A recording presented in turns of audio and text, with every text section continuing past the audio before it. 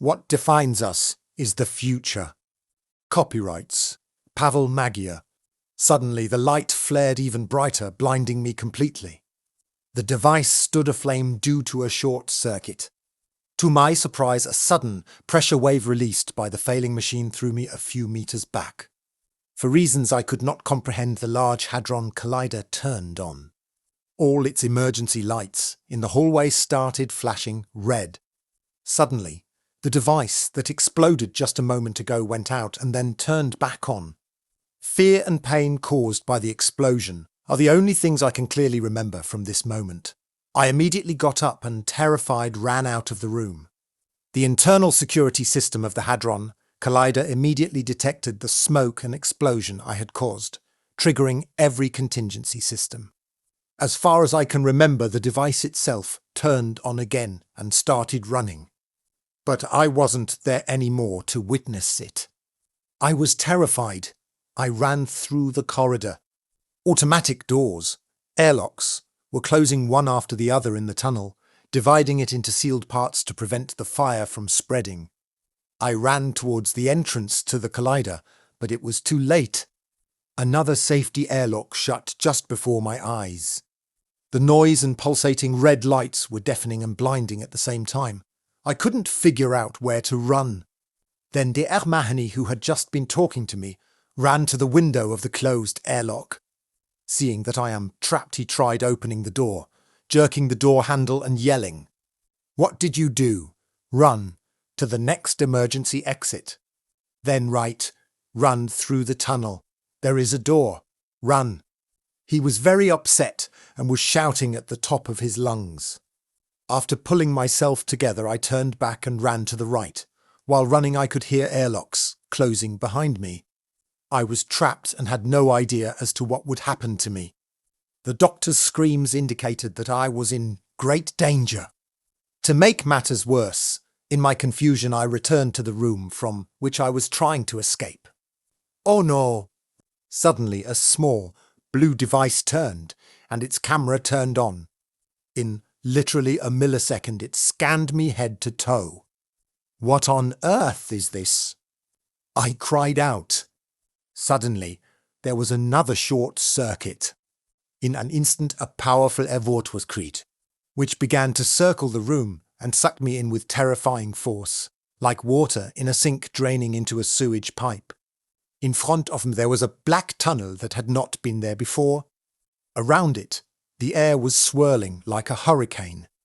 It was as if a black hole appeared in the room and was sucking me in.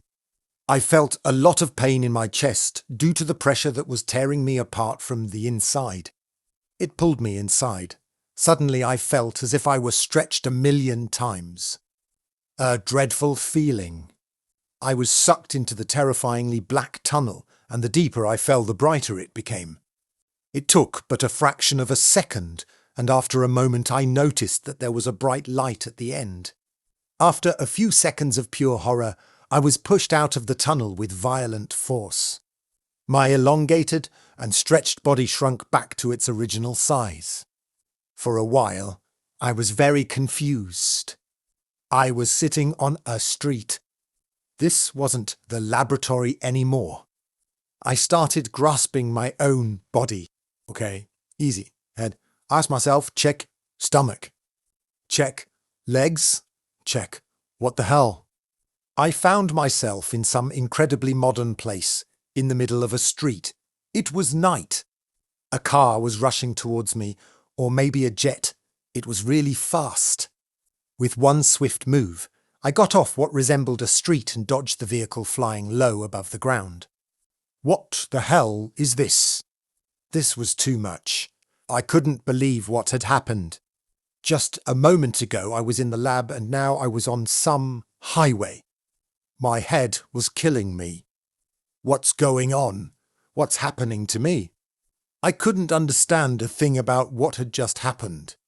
Then I noticed all the modern buildings, skyscrapers even, that seemed to levitate in midair over what looked like a sea. They were built out of an unknown luminescent material. There were lots of people in the street in the distance. Their eyes were different from the eyes I knew. They were pretty, glistening even. I guess these people must have had something like contact lenses with a digital display. Then someone grabbed my arm from behind and said, "I've been waiting for you for over 25 years." I knew this voice. I had just heard it a moment ago. Only now it was hoarser. I turned around and gasped in shock. It was Dr. Mahoney. The same one I had met in the lab, only now he was noticeably older than the one I had seen a few minutes ago. What's happening? I was unable to comprehend this.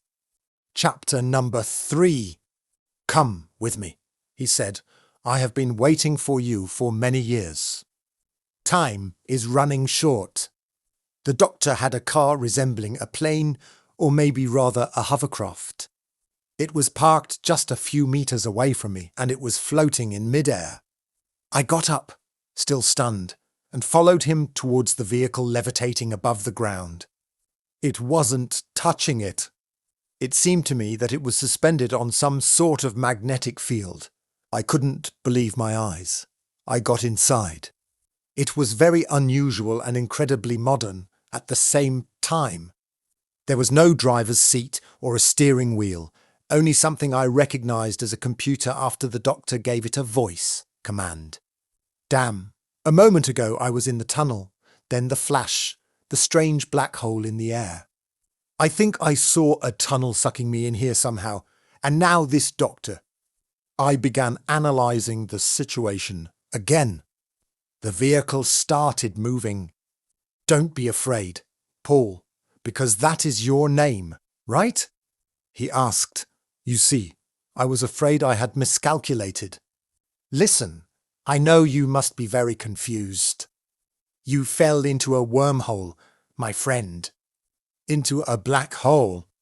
Yes, you did something no one had ever managed to do until that very moment, until exactly 25 years ago, that is. Paul, although somewhat accidentally, you became the very first human, too.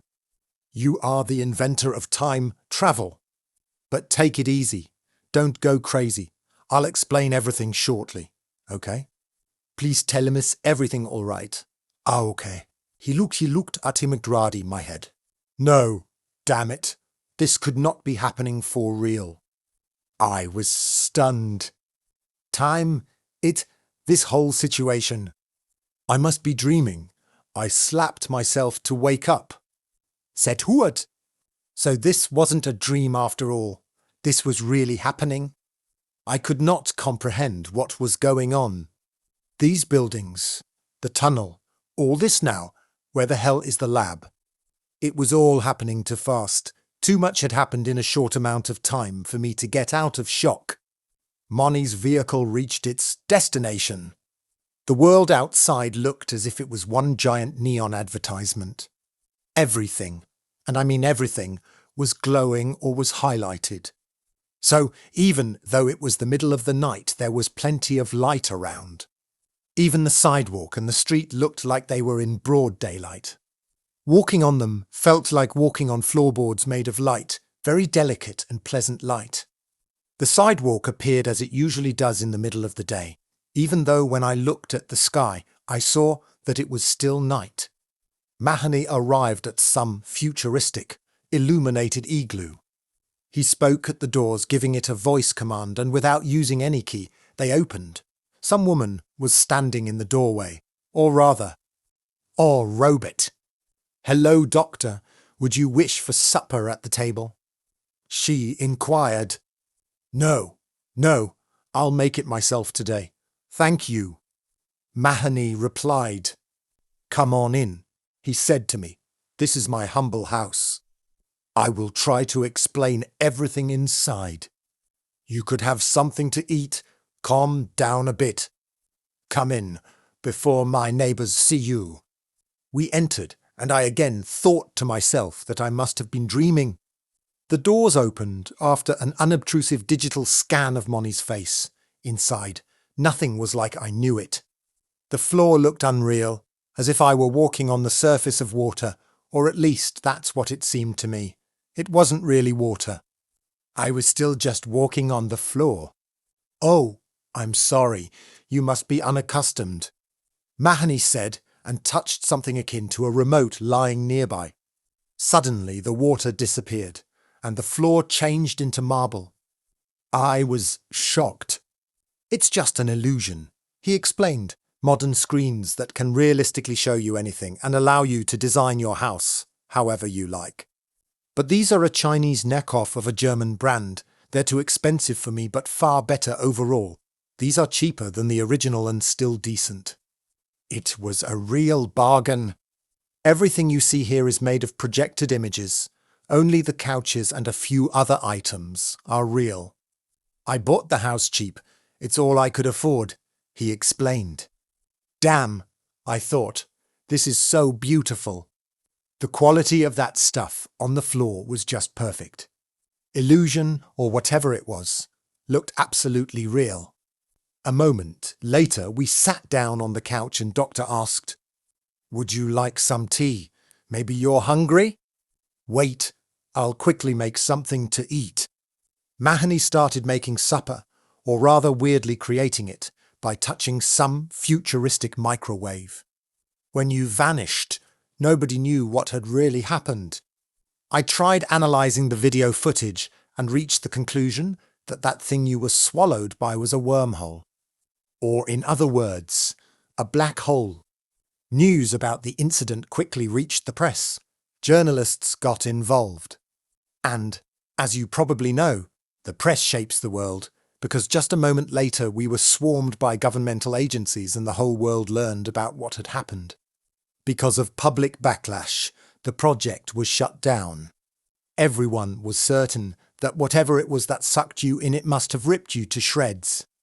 It seemed to constitute a definite threat to humanity. Everyone was convinced that we, the scientists, were playing with fire and could cause some irreversible cataclysm that would end the world. And so it happened. The press achieved its goal. Even now, I believe that they are the ones to really rule the world. Unfortunately, the funding for the project was cut and I was fired. The outrage died down, but I have not given up. I knew you were alive. I even knew where you are. I calculated it all thoroughly. My calculations allowed me to predict with absolute certainty that the black hole was indeed a wormhole and that I could find you. I continued my research in secret even after they fired me from the institute. I was too scared to share my work with anyone, lest they try to stop me. I was certain you had to be alive. I knew it. Mahoney burst into tears. I was only scared that I wouldn't be able to retrieve you. That you would reappear in a time period when I couldn't find you. But my calculations showed the exact time and place you would appear in. You are lucky that it turned out to be here and now. Dr. Mahoney. Okay, slower. Please, what the hell happened? I don't understand. This is too much. I need a moment. After a moment, I started to calm down a bit. So you're saying that I was sucked into a black hole?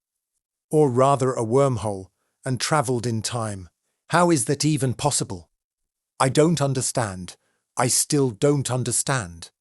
You are in shock, Mahoney replied. Just be calm, and you will recover in just a moment. You certainly have a lot to process. 25 years passed for me in what seemed like a few minutes for you. Let's eat.